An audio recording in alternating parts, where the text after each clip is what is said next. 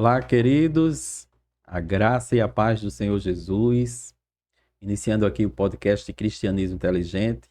Estamos com esse espaço dedicado a conversas sobre teologia cristã, sobre filosofia cristã, ciências da religião, história da igreja.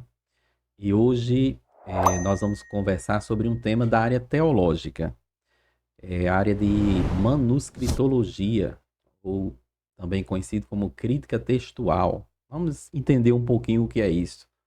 Hoje, para este episódio, eu convidei meu amigo, o pastor Altair Germano. Pastor Altair Germano, seja bem-vindo ao nosso podcast. Pai Senhor, irmão Cláudio, Ananias, uma alegria estar com o irmão, participar deste podcast e esperando que, como todos os outros que até então aqui se realizaram, possa também promover edificação àqueles que nos escutam. A todos que nos assistem e que escutam, um grande abraço. Eu conheço o senhor, acho que já faz aí uns 15 a 20 anos por aí, né? Essa faixa aí. Eu estava olhando alguns livros que pastor Altair Germano, para o pessoal que não conhece ainda mais profundamente, né? Ele é um ávido escritor. Eu diria que eu sou um ávido leitor, mas o senhor é um ávido escritor. Inclusive, quando a gente olha lá no WhatsApp, a mensagem que está lá é escrevendo, né? Escrever. É isso mesmo. Escrevendo. E eu estava olhando, tem alguns livros aqui, já de algum tempo. Esse aqui é Pedagogia Transformadora, né? Isso. Foi pela CPAD. Tem o Reflexões. Esse é uma relíquia, é o primeiro. Foi o primeiro É o esse? primeiro, uma coletânea de artigos publicados no blog. Isso. E lá, nesse período eu já vi que o senhor já tinha esse perfil, né, de fazer um confronto aí. Esse livro é provocativo. Isso, era provocação mesmo, acho que a palavra era essa. De provocar reflexão, de promover reflexão. Quer ver? Eu vou colocar aqui só a última parte, para o pessoal que está ouvindo aí se inteirar da relíquia, né? Capítulo 4, Ministério Cristão, aí tem, dentre outras coisas, né? Precisa-se de pastor, pescadores de aquário, televangelistas, fracasso do sucesso, como identificar um profeta da vitória financeira, pastores modernos, ou seja, tem muita provocação Tem interessante, né? muita. Aí, esse é de Acho que 2010. 2010. 2010. Aí tem também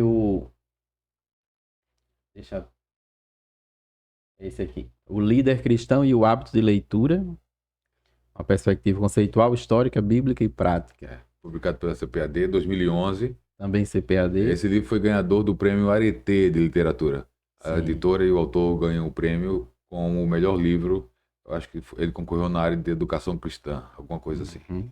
E a CPAD foi premiada e o autor. Aí tem aquele ali também é antigo, né? Uma igreja com saúde. Exatamente. A proposta é exatamente a mesma do Reflexões. É uma coletânea de textos publicados no blog, só que um livro mais denso, acho que quase 300 páginas, alguma coisa Isso. Também tem várias provocações ali, interessante. Aí tem os mais dois um pouco mais recentes, que o mais recente mesmo eu vou deixar para falar depois. Mas tem esse aqui, que é da Palavra Fiel, a mesma editora que lançou o meu, né?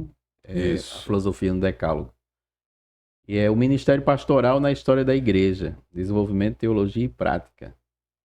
Que também é mais denso, né? Discussão sobre o pastorado, Ministério Pastoral.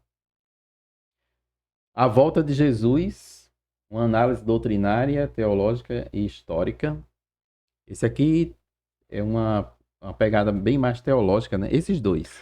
A proposta, o Ministério Pastoral na Igreja, que faz essa abordagem teológica e histórica, a proposta da Volta de Jesus é a mesma, o estilo do livro é o mesmo, que vai ser de um outro que você vai citar daqui a um pouco. Sim, vamos logo para ele. Que é o A Teologia da Música. A proposta Teologia da da Música. música, a proposta é muito parecida com a Esse volta de aqui. Jesus e o ministério pastoral na história da igreja. Aí a Teologia da Música e a Sã Doutrina são os mais recentes, né? Isso. Deixa o último para o final. Não, depois do Sã Doutrina, você está faltando um aqui, que é a análise narrativa como método hermenêutico. Sim. Foi o Sã Doutrina, análise narrativa como método hermenêutico, teologia da E música. Teologia da Música. E agora, por fim, o último que nós vamos Pronto. conversar um pouquinho.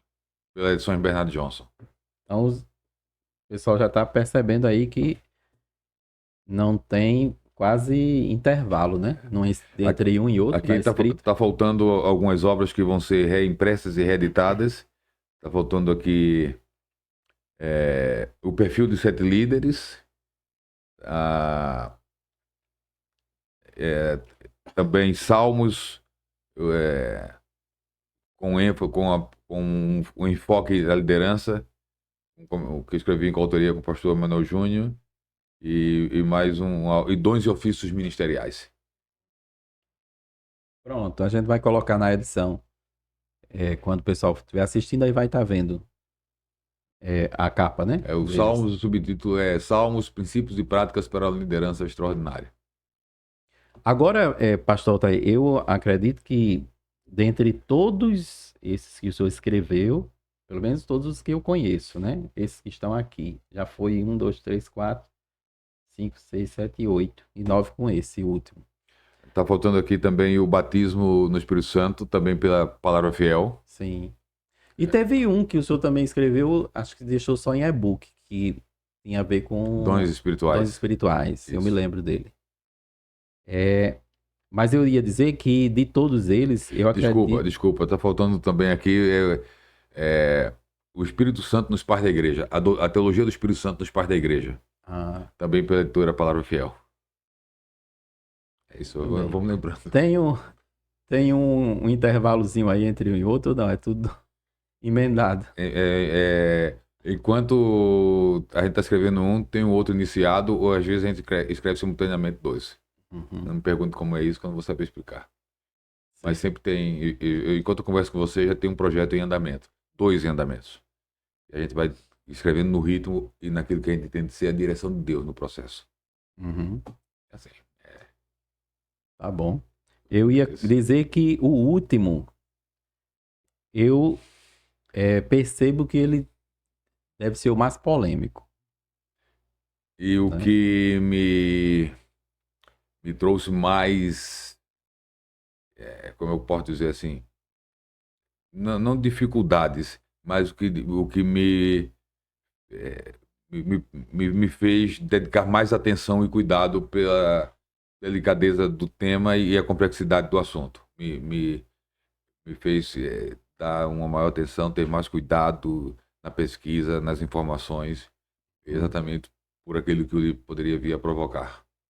Nós estamos falando desse aqui, pessoal. É o Manuscritos do Novo Testamento, Introdução à Manuscritologia e um estudo comparativo entre as versões bíblicas Almeida Revista e Corrigida e Nova Almeida Atualizada.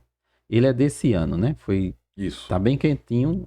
Isso. É quase desse mês, né? Desse mês. Foi lançado agora em abril. Pronto, ainda estamos no mês de abril. Muito bem. Então, a gente vai conversar sobre ele. Isso. Tá bom? Tá bom. Primeiro, eu queria saber qual foi a sua motivação para ir, porque cada um desses livros tem uma motivação. Tem uma história. Tem uma história neles, né? Então, qual é a história desse aqui?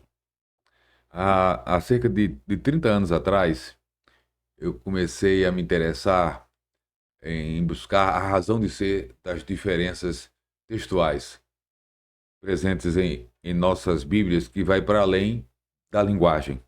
Não se trata de traduções mais modernas e contemporâneas, linguagem mais contemporânea, linguagem mais arcaica. Diferenças textuais no sentido de passagens bíblicas, de versículos bíblicos em algumas versões terem palavras omitidas, ou colocadas entre colchetes com a informação de que não constava nos melhores e mais antigos manuscritos. Então, quando eu me deparei como estudante da Bíblia e no exercício do meu ministério com isso, eu comecei a buscar a razão de ser. Para aqueles que nos assistem, certamente muitos já se depararam com isso e não foram buscar a razão de ser. Eu me interessei em buscar a razão de ser dessas diferenças que estavam na base dessas diferenças. Então foi essa percepção, essa constatação que me fez começar a estudar sobre o assunto, porque geralmente quem prega, ensina, quem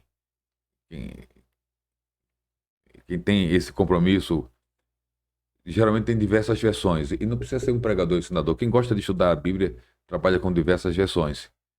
E imagina você comparando versões bíblicas e se deparando com versículos onde palavras-chave daquele versículo, numa versão, simplesmente não está presente. Metade de versículos e até traduções de palavras que mudariam totalmente o sentido da exposição e da pregação. Você está com duas versões, que aqui e ali. Claro, esse fenômeno, em relação ao geral, o percentual é muito pouco dessas questões, mas é um pouco que traz as suas dificuldades. É um pouco relevante, é um pouco que é relevante. Só como exemplo que eu estou lembrando aqui, que me incomodava lá atrás, quando eu comecei a fazer as leituras comparativas da Bíblia, né? Romanos capítulo 8 e o primeiro versículo. Diz, portanto, nenhuma condenação há para os que estão em Cristo Jesus, que não andam segundo a carne, mas segundo o Espírito. Isso. Né? Aí a gente ia para uma outra, isso é na ARC, né? A versão revista e corrigida. São três versões que estão alinhadas, e que geralmente os textos e as passagens não trazem o problema de comparando de omissões. É a Almeida Revista e Corrigida, Almeida Corrigida Fiel e a King James 1611. Pronto. Essas três versões estão alinhadas nesse sentido. Aí quando a gente ia para as que tinham o nome atualizado... Todas as versões modernas. Aí tinha nenhuma condenação há para os que estão em Cristo Jesus. Ponto. E cadê a outra metade do versículo? Que é uma metade considerável, né? 50%. Cadê 50%? Pois é, esse é o caso mais conhecido. E tem aquele caso de 1 João 5 e 7, né? E 3 são os que testificam no céu, o Pai, a Palavra e o Espírito Santo. Aí você ia para o outro, para essas versões modernas, e 3 são os que testificam no céu, ponto. Cadê o Pai, a Palavra e o Espírito Santo? Não tem.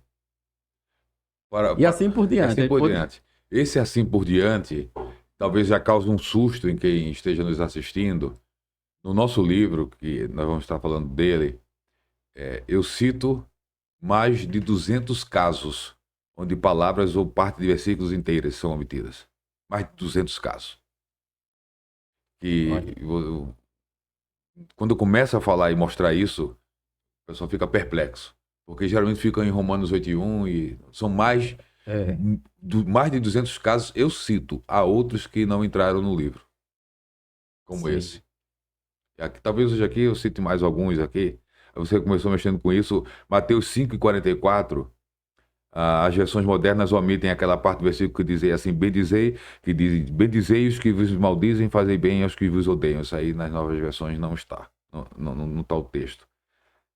E só citando aqui casos de omissões assim, Mateus 20:22, e ser batizado com o batismo com que eu sou batizado, omitem.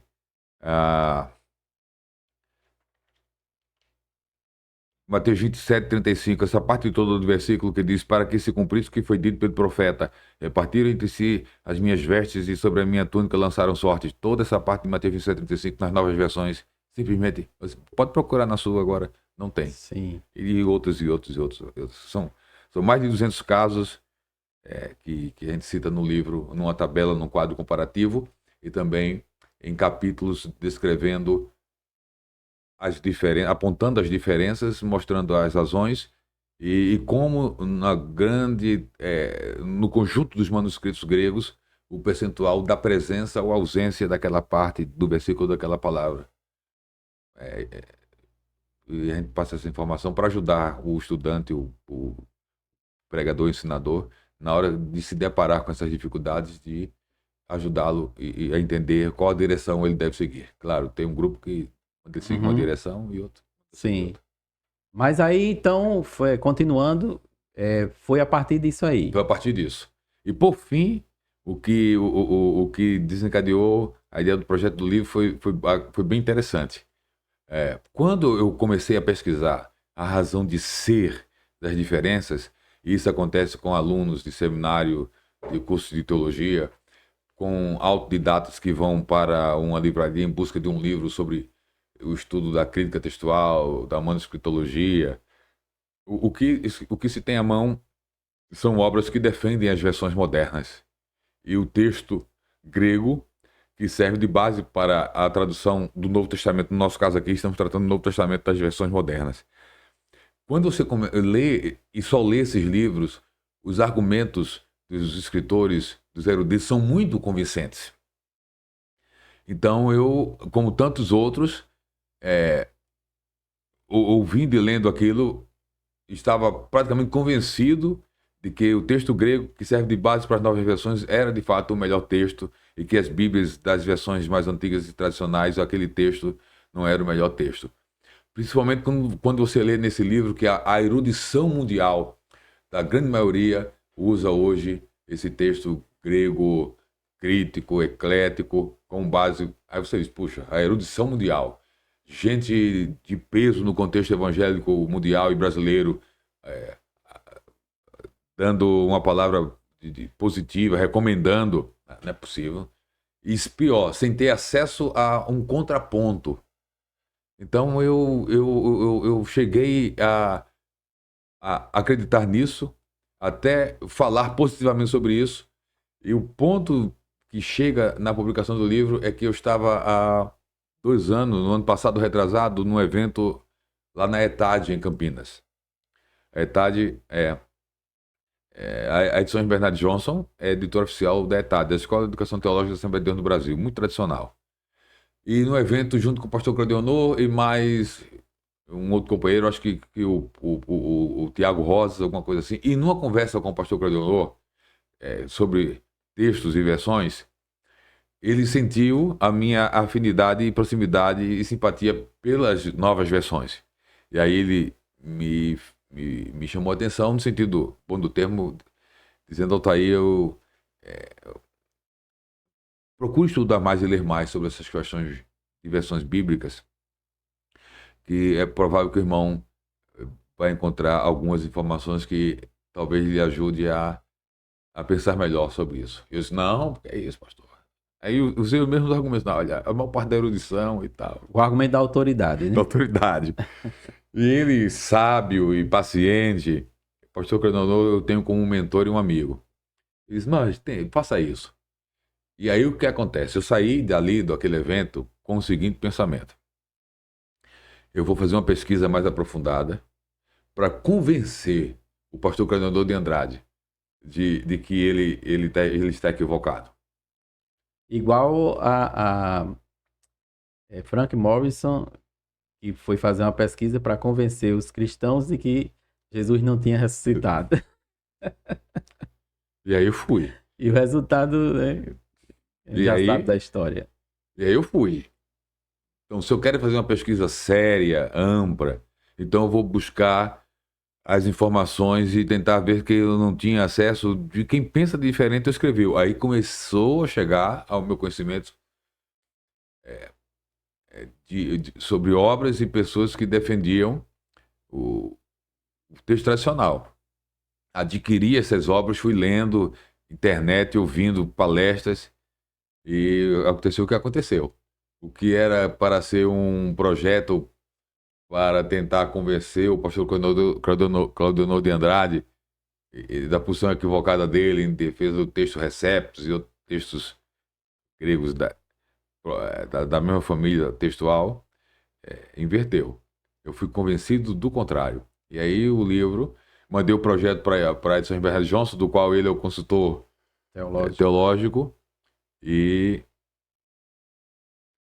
Aí como eu disse, aí, fazendo a comparação, aí isso. o livro que o Frank Morrison escreveu, o título foi Quem Removeu a Pedra. No final da pesquisa, ele chegou à conclusão de que Jesus tinha ressuscitado, né? Aí escreveu Quem Removeu a Pedra. Aí no seu caso, no final da pesquisa, o senhor escreveu aqui essa comparação entre as duas versões, duas né? versões E a discussão dos dois textos, ou tipos de manuscritos, né? Exatamente. Basicamente, apenas como exemplo, e inclusive as cores ajudam. Existem outros textos gregos impressos. E o que é que esses textos gregos representam? Os manuscritos, os chamados textos autógrafos que foram escritos, tratando-se do Novo Testamento, pelos apóstolos, pelos escritores do Novo Testamento, aqueles autógrafos, aqueles originais que foram escritos por um secretário amanuense ou pelos próprios autores do Novo Testamento, aqueles originais, eles não existe um único exemplar, pelo menos que se descobriu. O tempo, o manuseio, etc., fez com que aqueles textos eles deixassem de existir, porque o material onde se escrevia era geralmente o papiro ou o pergaminho. E havia uma série de fatores climáticos, ambientais, etc., que contribuíam para o uso. Você usa hoje uma Bíblia, quanto mais você usa, mais ela se desgasta, que ali você precisa reformar tal. Naquela época, os suportes de escrita e leitura, principalmente o pergaminho, que era caro, não se tinha tanto acesso, e por vezes se reaproveitava tanto papiros como pergaminhos. Enfim, sumiram. Então, logo de início, quando começou o desgaste, a manuscritologia ou a crítica textual aponta para isso, logo do início, quando começou esse desgaste nos autógrafos, no texto que saiu da mão, ou sob a orientação dos apóstolos, seus amanuenses, os secretários, a igreja começou a produzir cópias para manter o texto vivo, cópia dos evangelhos, cópia das epístolas. E lembrando que não eram cópias, não eram muitas cópias, não, né? Por causa do custo do material, custo né? do material. Você estava falando aí de pergaminho, que é couro, né? Couro, que vem de Pérgamo, a cidade de Pérgamo que produziu esse material, que já é um avanço tecnológico, né? Então, Saiu mais durável. A gente podia dizer que o material onde estava o texto escrito era esse material aqui da capa. Isso. Porque não existia esse... Não existia o papel. O papel não existia, não existia, né? era o couro. E imagina quantos animais... Existem estatísticas de quantos animais... de onde o couro era retirado, teriam que ser mortos, ou bois, ou etc., para produzir um texto completo do Novo Testamento, ou até um livro. Então tinha que morrer muito animal, então era muito caro, muito caro. E, enfim, tanto o papiro como o pergaminho se desgastavam e cópias eram feitas. Eu preciso lembrar que não era um tempo onde cada crente tinha a sua Bíblia, em razão dessas próprias dificuldades. Sim. Só quem tinha um exemplar de um livro inteiro era gente de condição, como o ministro da Fazenda da Rainha de Candace, que vai lendo, olha, ele vai na corja lendo o profeta Isaías. Ele é uma pessoa de alta condição financeira. Assim, lendo ligeiramente, parece que ele estava com o Novo Testamento de bolso. Daqueles caríssimo o acesso àquilo ali era só quem tinha muita condição. E era praticamente uma cópia de um texto escrito por Paulo, que era... Paulo enviava para as igrejas e aquele texto era lido para todos ouvirem, e depois circulava entre as igrejas vizinhas, ou se fazia uma cópia para outras, mas a única possibilidade de você ler naquela época, quando o Novo Testamento estava sendo formado, o Novo Testamento era ouvindo, na verdade não era lendo, era ouvindo o texto lido por alguém, ou um presbítero, um ancião da igreja, ou alguém a quem era designada a leitura. Então, enfim, mas esses autógrafos, pelo uso, eles foram se desgastando e cópias foram feitas. Essas cópias foram também se desgastando, e aí iam sendo feitas cópias das cópias das cópias. E essa produção de cópia é uma produção humana. O Senhor inspira os escritores bíblicos ao texto, mas na hora de copiar, entra o papel humano, e nessa função plenamente humana de fazer cópia, vários fatores contribuíam para entre uma cópia e outra, ali uma palavra ser omitida ou acrescentada, uma letra, ou com o tempo essa cópia sofrer desgastes e se confundir. De fato que isso gerou nas cópias variantes, uma série de variações textuais. Produziu as chamadas variantes textuais. Claro, nós cremos que o Deus que inspirou as Escrituras é o mesmo Deus que preserva as Escrituras. Deus não ia inspirar estamos falando do Novo Testamento, para depois permitir que nesse processo a palavra dele se perdesse, a palavra inspirada. Então, mesmo em meio a essas variantes, ali no meio, entre elas, o Senhor preservou aquilo que é o texto inspirado, e o trabalho da manuscritologia ou da crítica textual é exatamente comparando esses manuscritos, essas cópias, identificar através de métodos o texto inspirado presente ali em meio a essas variações ou variantes textuais. É até ilógico pensar isso, né? Que a inspiração está só nos autógrafos. Porque então, se fosse assim, a gente não teria mais o texto sagrado. Exatamente. A inspiração está na palavra que o Senhor inspirou. Na medida que essa palavra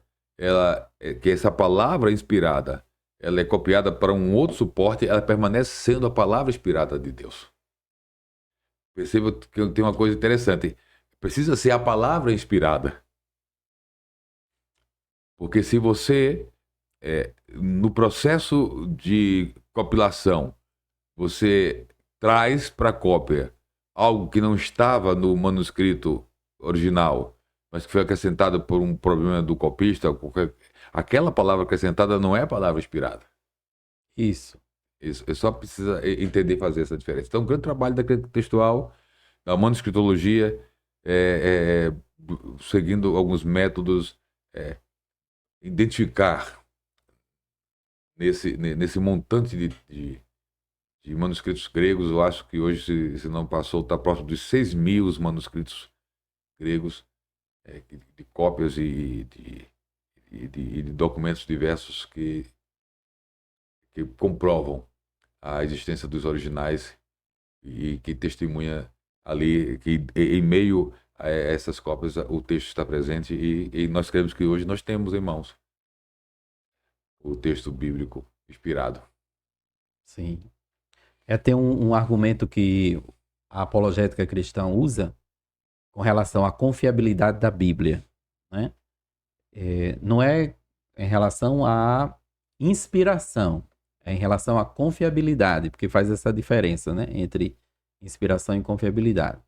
Porque inspiração é exatamente a questão da fé, que nós cremos que a Bíblia é o sopro de Deus, né? O termo que Paulo usa lá para Timóteo, né? Toda a escritura é divinamente inspirada. Essa parte de inspiração. Mas no caso da confiabilidade, é o índice de fidelidade das cópias. Isso. Né? E aí, o argumento que a apologética contemporânea usa contra uma certa crítica, que seria assim: por que eu devo confiar nessa Bíblia, já que ela é uma cópia da cópia da cópia da cópia? E aí por diante. Por que eu devo confiar? Qual a garantia que eu tenho de que esse texto que eu estou em mãos foi o texto que foi produzido? E aí a apologética vai mostrar o índice de fidelidade. Isso. A partir do exame dos manuscritos. Que estão aí disponíveis, né, para serem examinados. Exatamente. Foi a parte de onde nós paramos, São esses manuscritos, 90 a 95% desses manuscritos, eles são chamados de manuscritos bizantinos, com referência ao Império Bizantino, onde eles foram produzidos e circularam. 90 a 95% desses manuscritos são dessa família textual bizantina, e de 5 a 10% da família textual alexandrina, que são manuscritos produzidos a partir do Egito. E os textos gregos, o texto grego hoje, que serve de tradução do Novo Testamento para as Bíblias modernas, ele é um texto grego fundamentado principalmente nessa família alexandrina, que é um número menor de manuscritos, mas são manuscritos mais antigos, e por serem mais antigos, os defensores da melhor qualidade desses manuscritos, considerando praticamente a antiguidade, dando maior peso à antiguidade, criaram métodos e princípios para produzir um texto grego, dando esse peso maior à antiguidade desses manuscritos. No livro tem um capítulo onde a gente fala que o ser mais antigo não é necessariamente sinônimo de ser o melhor. Então, as versões do Novo Testamento das Bíblias modernas, a Nova Almeida Atualizada, NVI, NVT, Linguagem de Hoje, etc., Bíblia Viva, século XXI, etc., essas Bíblias e todas as Bíblias atuais católicas, inclusive a tradução do Novo Mundo das Testemunhas de Jeová, o texto do Novo Testamento está fundamentado nesse texto grego aqui, que é o chamado texto crítico eclético, produzido pelas Sociedades Bíblicas Unidas, cuja primeira edição foi publicada em 66 e já está na 5ª edição. Essa é a 5ª edição. Então é a partir desse texto grego, produzido a partir dos manuscritos alexandrinos, que eles consideram os melhores manuscritos, que as novas versões têm o Novo Testamento traduzida. As versões mais antigas, como a corrigida, João Ferreira de Almeida, João Ferreira de Almeida não usou esse Novo Testamento. Ele usou uma das edições do texto produzido por Erasmo de Roterdã, que em 1516 publicou um texto grego a partir do que ele tinha em mãos de acesso a manuscritos na época. Um número bem limitado, da família bizantina. Depois começaram a ser descobertos novos manuscritos. O texto de Erasmo passou por edições, e esse Novo Testamento da... Que foi o texto que foi chamado de textos recéptos? Recéptos, exatamente. Tem toda a história no nosso livro. Nós trazemos essa história. É um livro introdutório. É sempre bom falar, é um livro introdutório. É um livro que eu procurei escrever numa linguagem acessível para aqueles que nunca lidaram com o tema, nunca tiveram contato com o tema. Então eu vou tratar de questões muito básicas, como o que são esses manuscritos, porque são o que é um manuscrito, a família bizantina, alexandrina, quais são os Novos Testamentos, os textos gregos que hoje são utilizados para a tradução do Novo Testamento, mostrando que o texto Receptus, ele foi utilizado por Almeida para a tradução à língua portuguesa, é o texto da Almeida Corrigida Fiel, da King James 1611, a base de tradução. A Almeida Revista Corrigida, a maior parte do Novo Testamento, mais de 90%, está fundamentada aqui, e tem uma coisa na Almeida Revista Corrigida que eu trato no livro, é que ela sofreu ao longo das edições no Brasil influências desse texto aqui. Então a Almeida Revista Corrigida tornou-se... Fizeram uma mistura. Tornou-se um texto híbrido, uma mescla. Agora, as inserções desse texto na tradução da Almeida Revista Corrigida é muito pequena em relação ao que a Almeida Corrigida ainda detém desse texto grego aqui, do texto Receptus. E eu trato isso tem dois textos, dois manuscritos, o nome deles é o Sinaíticos e dois códices, manuscritos. O Sinaítico e o Vaticano. Esses dois estão desse lado de cá. Estão do lado de cá.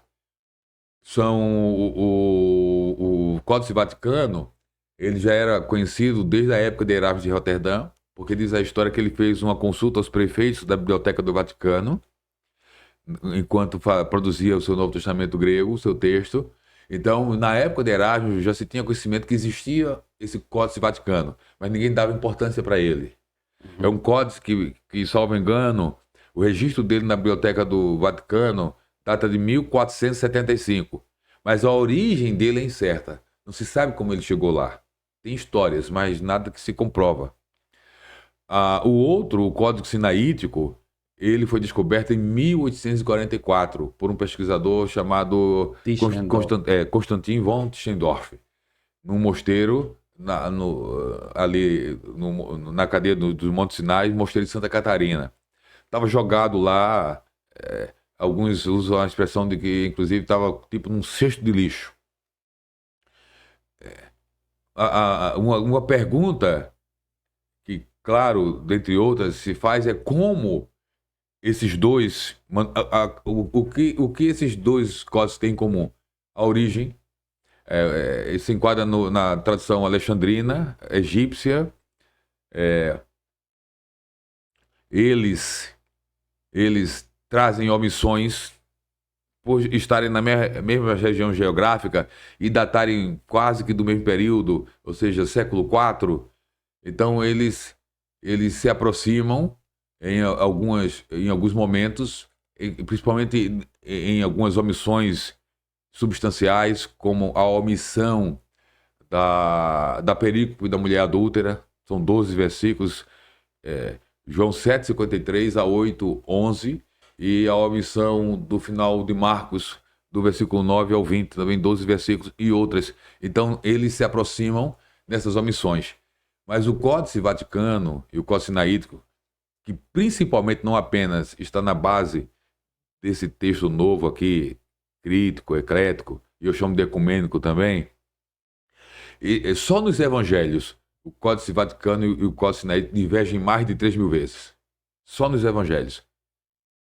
Diferenças textuais de palavras, omissões ou acréscimos. Então é esse texto... Tem a ver com aquela lista que o senhor falou no início? Tem. Então, é esse texto que, apenas com base na antiguidade, é chamado por grande parte da erudição como os melhores manuscritos. Se os melhores divergem entre si mais de 3.000 vezes só nos evangelhos, e os piores? Então, precisou-se fazer um malabarismo metodológico para dar validade e credibilidade a esses dois e outros mais poucos códices alexandrinos, por serem mais antigos. E o que dá no final é o seguinte: os problemas que esses manuscritos alexandrinos trazem são reproduzidos aqui, nesse texto grego, que aparecem nas nossas versões modernas. E em uma fração pequena, mas relevante, onde esses dois manuscritos, esses dois textos gregos divergem em função da sua base manuscritológica, vai refletir nas versões. É por isso que a Almeida Revista Corrigida diverge em algumas passagens da Nova Almeida Atualizada. Porque o Novo Testamento são baseados em textos gregos diferentes, que são baseados em manuscritos de tradições e famílias diferentes. Entendi. Agora vou fazer uma pergunta curiosa em relação às duas versões que nós temos aqui, né? Que é exatamente as duas siglas. De pesquisa. Exato. Porque, o senhor disse, de um lado a gente tem a Almeida Revista Corrigida, a Corrigida Fiel, King James, e a King 1611. James. Pronto. De um lado tem essas três, como exemplo, né? E tem uma agora recente, cujo texto foi publicado, mas com uma proposta de Bíblia de Estudo também, que é a LTT, a tradução literal do texto tradicional. É mais recente.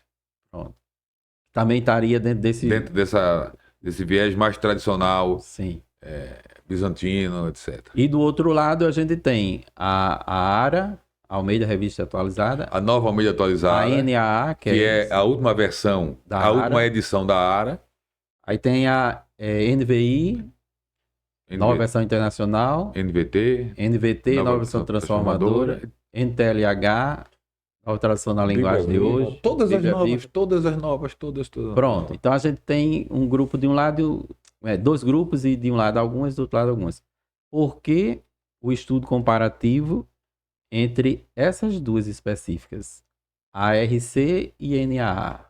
Eu fiz um estudo comparativo entre a ARC e a NA, a RC, porque são as duas versões dentro do contexto das Assembleias de Deus que são indicadas pela Convenção Geral como recomendadas para o uso litúrgico, para leituras e estudos pessoais. Então, em 1985, numa Assembleia Geral em Brasília, salvo engano foi em Brasília, a Almeida Revista Corrigida, numa sessão convencional, foi aprovada a ser a nossa versão oficial. Por quê?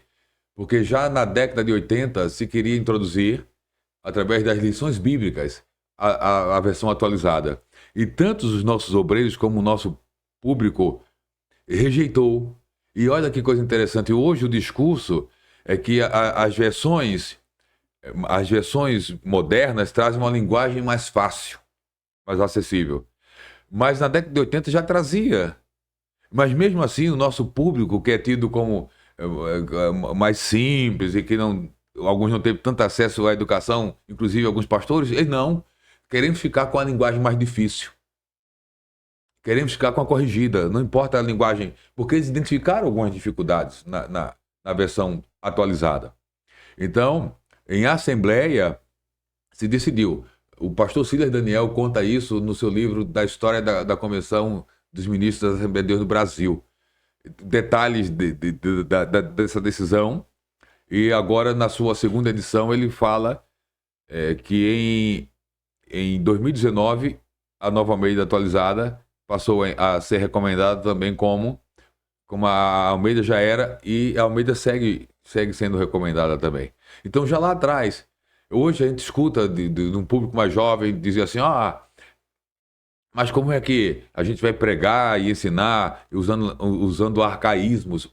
Olha, há 40 anos atrás, presbíteros que chamam de simples e com limitações, eles diziam assim, irmãos, eles liam o texto e quando se deparavam com um arcaísmo, uma palavra difícil de entender, eles já tinham consultado o dicionário da língua portuguesa ou o bíblico e trazia para a igreja o significado. E dizia, irmãos, quando você se deparar com uma palavra difícil na Bíblia, busque um dicionário da língua portuguesa, que você vai, ou busque um dicionário bíblico, você vai ter o significado. Mas hoje parece que a gente quer tudo fácil na mão.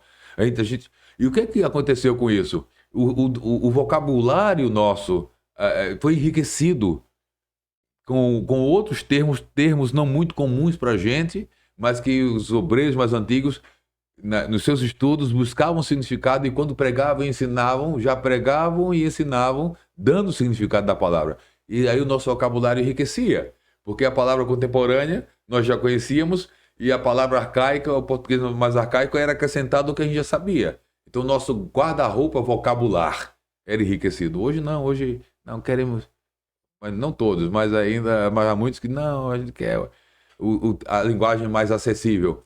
Mas só que a linguagem mais acessível nem sempre é acompanhada do texto mais confiável. Se fosse, então, uma versão, uma tradução, que buscasse uma linguagem mais acessível, mas que mantivesse o mesmo texto, e esse cara mas não é isso que acontece. Não né? é isso. E é o ideal.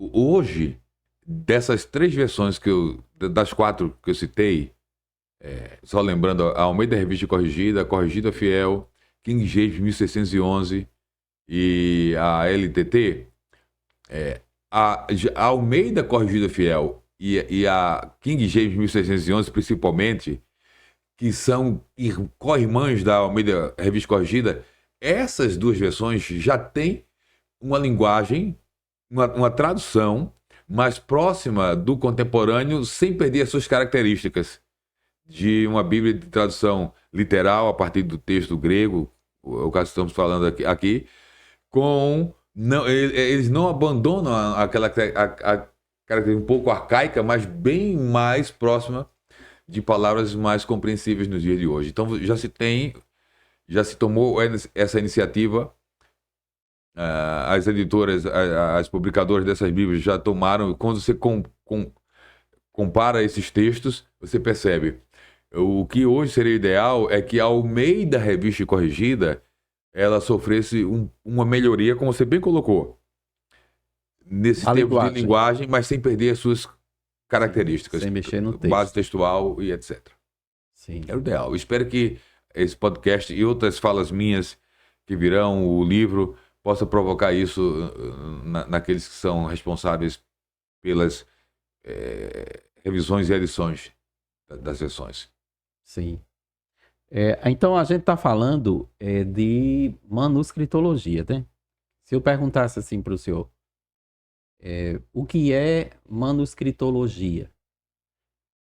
Eu acho que o senhor poderia responder assim, isso tudo que a gente acabou de falar. Não é? É isso aí. É o estudo das traduções a partir dos manuscritos. Dos manuscritos, é a busca pelo texto original a partir dos manuscritos. É a ciência que busca recuperar ou ter a partir de um texto grego, buscando nos manuscritos, encontrar ali o texto original está ali nos manuscritos. Recuperar com o máximo de confiabilidade possível esse texto, a partir de métodos, etc. Agora, quando o senhor estava falando, estava fazendo a crítica aos manuscritos, os dois códices que o senhor usou, o Sinaítico e o Vaticano, e apontou os problemas entre eles mesmos, né? Sim. E disse assim, ora, se os considerados melhores já têm esse problema todo, e então os piores, como é que vai ser? Mas uma pergunta curiosa. É um ensaio de resposta, né? E eu estou tentando extrair do senhor. Por que que a gente encontra naquelas notas de rodapé essa ideia? Nos melhores manuscritos mais antigos e tal. Se existe evidencialmente esses problemas, esse pessoal, eles simplesmente compraram a ideia de que por ser antigo é melhor. Isso. E aí não vai se questionar, é só por isso? Isso. Eles não foram lá verificar se era mesmo melhor ou pior. O melhor para eles é o mais antigo. Entendi. E a partir disso se constrói toda a metodologia, todo o princípio, com base no peso da antiguidade. E é interessante o seguinte, hoje, esses mesmos eruditos, quando numa conversa, num podcast ou numa defesa, a confiabilidade do texto do Novo Testamento, eles dizem assim, o Novo Testamento os documentos do Novo Testamento, a história do Evangelho, está melhor documentada que qualquer obra grega. Porque são cerca de 6.000 manuscritos, e alguns muito próximos dos dias, dos fatos dos evangelhos, que testemunham que obra grega, filosófica, clássica, tem um tamanho de testemunhos como esse. Aí eles falam isso os de fora. Isso. Quando a discussão vem para dentro, eles vão dizer, olha, desses cerca de 6.000, 5% é que se deve dar a devida credibilidade. Então eles têm um discurso para fora e um discurso para dentro. Que não bate. Não bate, a conta não bate. Eu tenho aqui só, assim, uma questão, 2 exemplos que eu vou tentar dar aqui, dessa coisa dos manuscritos que tem a ver com o Códice Vaticano, Códice Sinaítico, alguns outros manuscritos, e esse texto grego crítico aqui. Certo. Eu vou só buscar aqui 2 exemplos, o livro tem mais. Um desses exemplos não aparece nas novas versões. O que acontece? No Evangelho de Mateus, no capítulo 1, nós temos a genealogia de Jesus. A genealogia de Jesus. No capítulo 1. Vou abrir aqui rapidamente, está aqui. Capítulo 1. Eu vou pegar aqui a versão que eu tenho aqui, é a corrigida. Mas que na Nova Almeida atualizada não está diferente. Mas eu vou ler aqui o texto. do versículo 7 e 8 de Mateus 1. Salomão gerou a Roboão, e Roboão gerou a Abias, e Abias gerou a Asa, e Asa gerou a Josafá. Verso 8. E aí vai. No texto Receptos, que é esse aqui, que é a base da corrigida, está desse mesmo jeitinho. Nesse texto aqui que eu estou em mãos, no verso 7 e 8, no lugar de Asa, o texto fala Asaf. Então, trocando aqui, ficaria o seguinte: Salomão gerou a Roboão, Roboão gerou a Abias, e Abias gerou a Asaf, e Asaf gerou Josafá. Aqui, no lugar de Asa, está Asaf. Só que quando os tradutores da NAA, NVI, etc., foram traduzir a partir daqui esses versículos, o que é que eles fizeram? Eles não passaram o erro daqui Para a tradução. E colocaram lá Asa Se valendo do outro. do outro. Se valendo do outro. Agora, Mas aí esse continua sendo melhor. o escandaloso é o seguinte: eu não trouxe, eu esqueci de trazer. Existe uma obra publicada pela Sociedade Bíblicas Unidas por um dos membros da comissão de produção desse Novo Testamento, que explica cada decisão tomada quando eles se depararam na hora de decidir por uma ou outra variante. E a explicação aqui, pasmem, é a seguinte: para vocês entenderem com quais princípios e pressupostos essa obra foi produzida aqui. Isso, o que eu vou falar aqui, eu nunca ouvi no Brasil alguém falar. Fora, eu não posso dizer que eu não conheço. Nunca ouvi um só defensor das novas versões e desse texto dizer isso. Nunca ouvi. Procurem nas redes sociais, busquem, se puderem, vão me ajudar encontrando. A justificativa para ter aqui Asaf em lugar de Asa é a seguinte. Eu vou parafrasear a fala da justificativa que se encontra numa obra publicada. Eu tenho uma obra publicada pela Sociedade Bíblicas Unidas. Não tem em língua portuguesa, só tem em inglês e espanhol. Eu adquiri a versão em língua espanhola. A justificativa foi o seguinte: no Códice Sinaítico e no Vaticano está Asaf. Mas nós sabemos que foi Asa. Mas está Asaf. Como são os melhores e os mais antigos, nós decidimos manter o erro. Mas não foi apenas por causa disso. Agora, atenção para o pressuposto.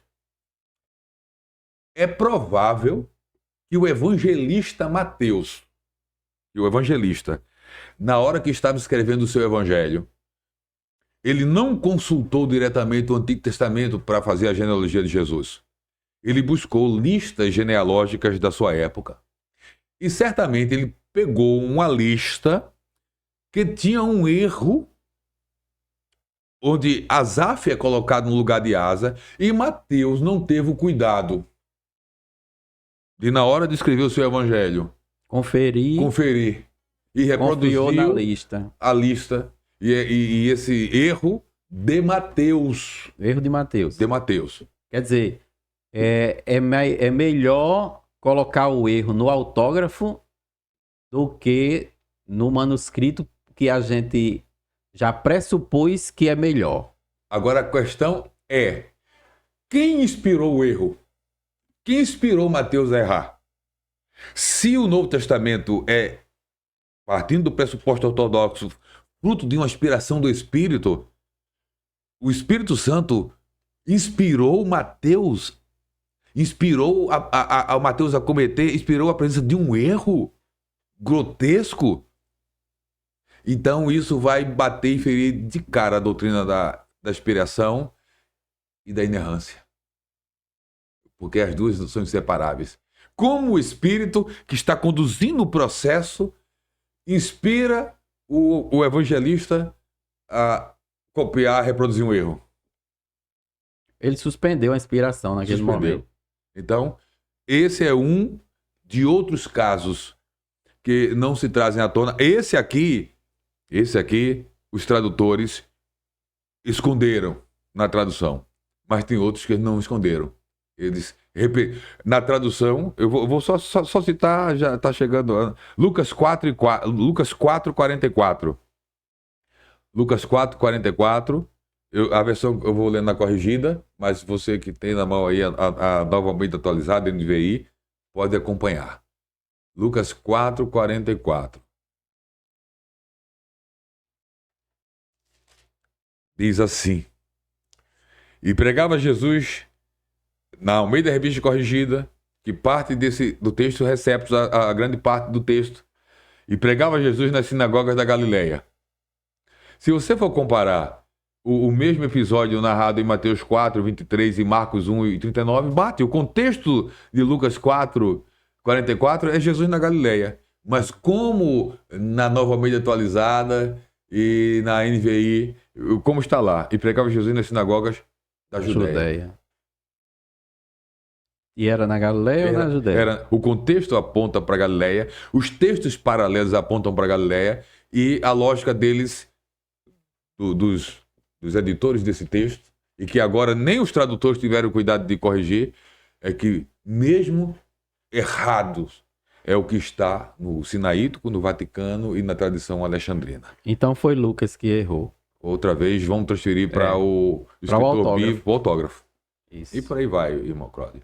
Então daí, essas são questões que nós pretendemos com elas contribuir com a discussão. O nosso livro é de caráter introdutório, mas nós recomendamos no livro obras que tratam dessas questões de maneira mais aprofundada e que vai nos ajudar, porque essa é a proposta do livro, a entre as versões mais modernas e as mais antigas e tradicionais, optar pelas tradicionais. Agora, antes de concluir, eu queria que o senhor fale, porque o senhor usou aí a expressão, quer dizer, o senhor fez referência aí a uma sociedade bíblica, que as Sociedades Bíblicas Unidas. Isso. E também usou a palavra ecumenismo. Isso. Né? O que é, então, essa sociedade, ou essas Sociedades Bíblicas Unidas, e que relação existe aí entre essa questão ecumênica? As Sociedades Bíblicas Unidas, ela é uma instituição que afiliada a ela, tem uma história da sua origem toda. Estão as sociedades bíblicas, como a Sociedade Bíblica do Brasil, por exemplo. É uma afiliada à Sociedade Bíblica Americana, é afiliada a Sociedades Bíblicas Unidas. E o que é que acontece? As Sociedades Bíblicas Unidas hoje desde há certo tempo, é responsável pela produção de textos, e principalmente do Novo Testamento crítico eclético, né? E traduções, etc, etc, etc. Mas, só lembrando, elas são responsáveis por traduções da Bíblia, mas Bíblia protestante, né? E católicas também. É. Porque a partir de 67,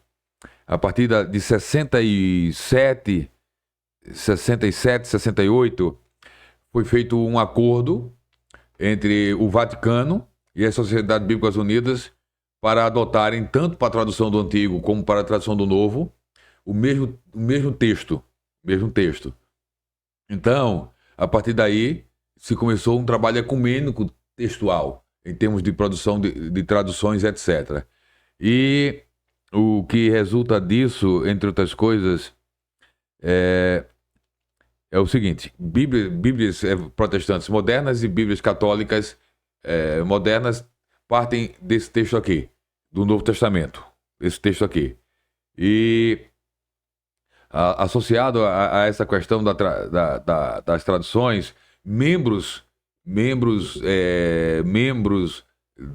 dessa comissão passou a integrar essa comissão também representantes da Igreja Católica na produção desse texto grego. A partir da sua segunda edição, foi integrada por um representante da Igreja Católica, um cardeal, que dentro do catolicismo era daquela área liberal progressista. E esse ecumenismo textual, então hoje ele continua, a parcerias, a partir daí as Sociedades Bíblicas Unidas começaram, por exemplo, as Sociedades Bíblicas Unidas publicaram na Alemanha a Vulgata Latina, que é a base textual católica e que contém os apócrifos. que nós chamamos de apócrifos. Uhum. E no Brasil, as sociedades bíblicas do Brasil publicaram a Septuaginta também com os apócrifos. Então, hoje, as sociedades bíblicas no mundo e a própria Sociedade Bíblica do Brasil, ela produz material para o Vaticano. Então, não é uma sociedade apenas que publica para as igrejas protestantes. Elas também publicam para o contexto do Vaticano e da Igreja Católica. É uma instituição ecumênica. Se você abrir o site das Sociedades Bíblicas Unidas, já está lá na página principal, que é uma instituição que trabalha em parceria com as igrejas ortodoxas, as igrejas evangélicas, as igrejas, a Igreja Católica, e termina com uma coisa que a gente precisa buscar o significado, e com as igrejas emergentes. Está lá.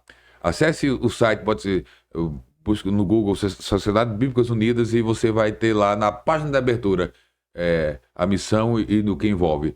E no Brasil, está no meu livro, eu dedico um capítulo do livro para falar sobre ecumenismo textual. E de como as Sociedades Bíblicas Unidas e a nossa do Brasil está engajada de maneira ecumênica em função da chamada causa da Bíblia. E eu tenho pensado o seguinte: no Brasil, o ecumenismo já tentou entrar nas igrejas evangélicas através da causa dos pobres, né? A causa dos pobres, né? A causa dos pobres, a causa da solidariedade, a causa do amor, e parece que entrou pela causa da Bíblia. Porque essas traduções que seguem o texto receptus, o texto tradicional, elas não usam o texto das Sociedades Bíblicas Unidas. É isso? A Almeida Revista Corrigida, ela usa,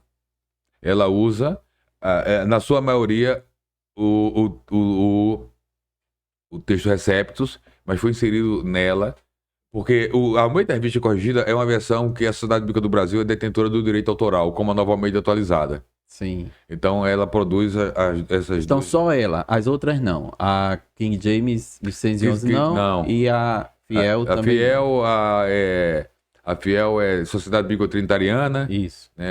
A King James, eu acho que a Thomas, não sei se não é a BV Books. Hoje aqui publica no Brasil. King James 1611. Precisa desse detalhe porque tem uma King James atualizada. Que é até um contrassenso, né? Mas, além de ter pego a tradução do inglês arcaico e feito uma tradução, né, para o Brasil, para a língua portuguesa, ainda tiveram a audácia de atualizar a linguagem.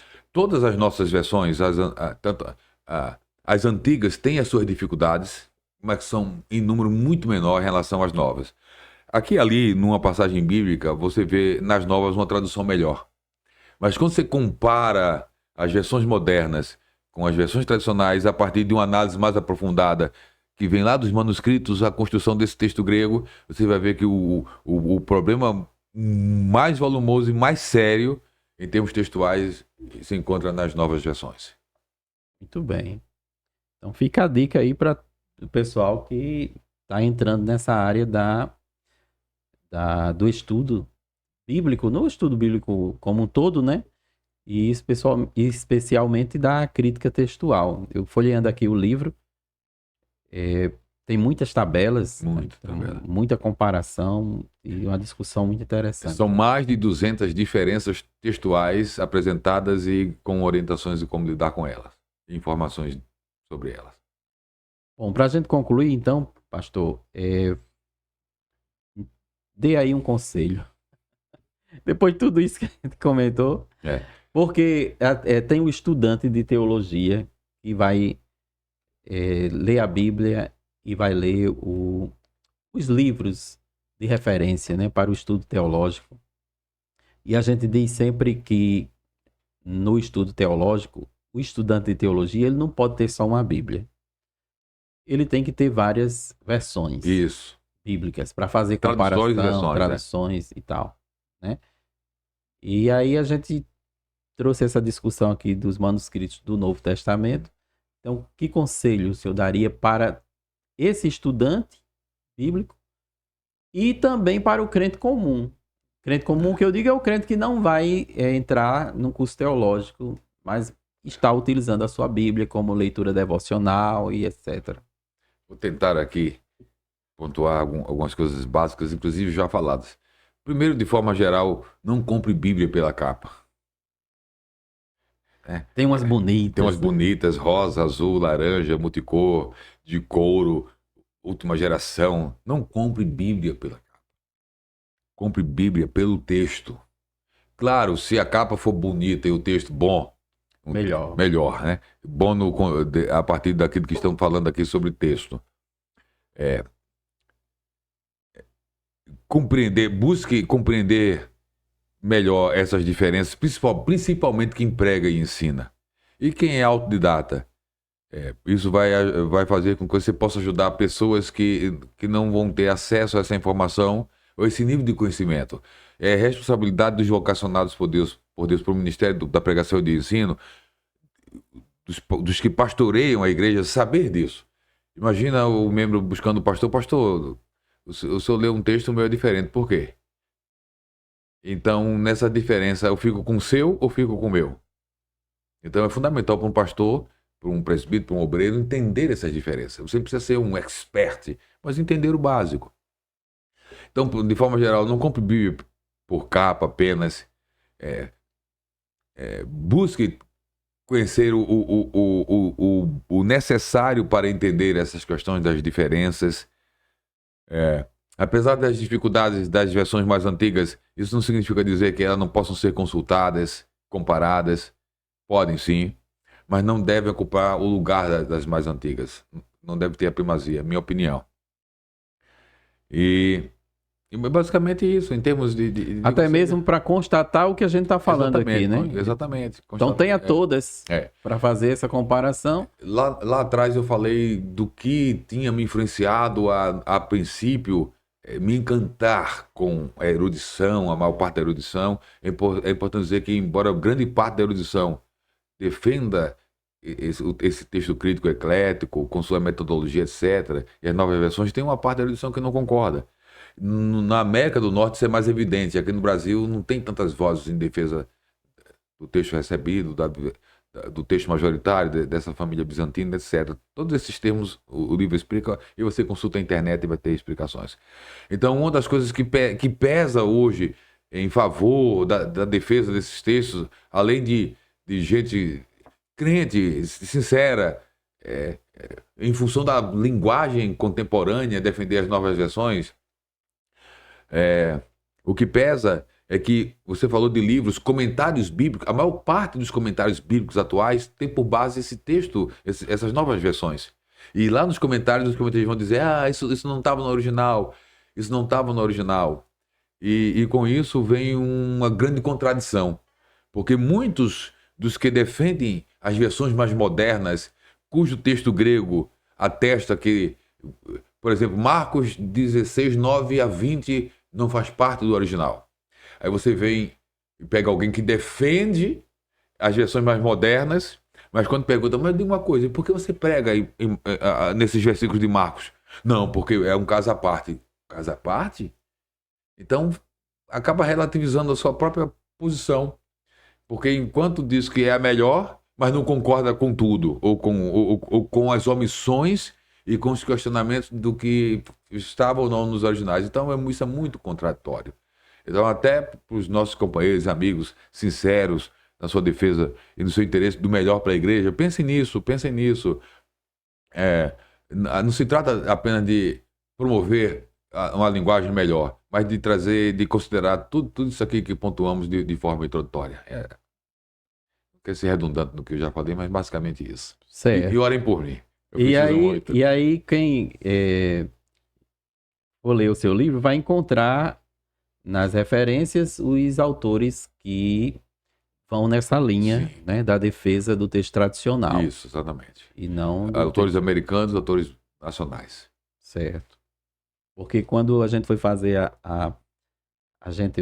quando comecei essas leituras e fui fazer a pesquisa rápida para tentar identificar autores que iam nessa linha da defesa do texto tradicional, aí como se tentasse procurar uma gota no oceano.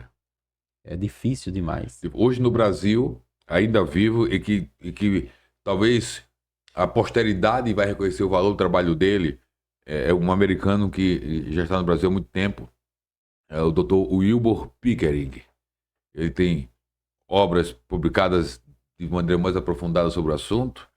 Ele tem um texto grego que ele elaborou a partir das suas pesquisas. Ele cotejou manuscritos, ele pegou manuscritos, comparou e desgastou-se e dedicou muito tempo com isso.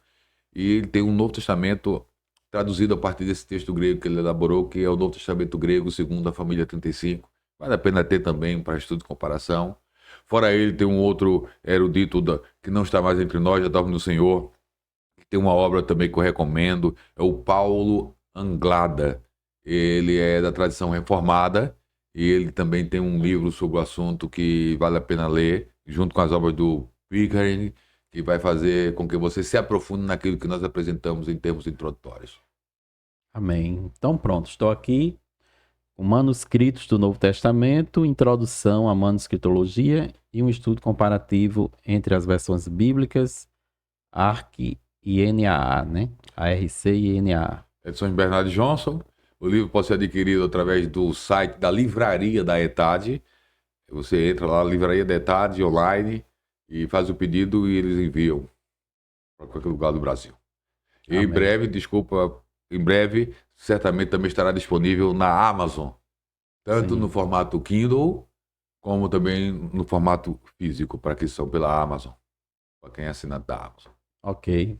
Então, muito obrigado, pastor Altair. Eu que agradeço. Pela sua contribuição, não só para o nosso canal, né, nosso podcast, mas também para toda a comunidade cristã aí que precisa estar atenta a essas discussões, né? Então, que Deus continue lhe abençoando.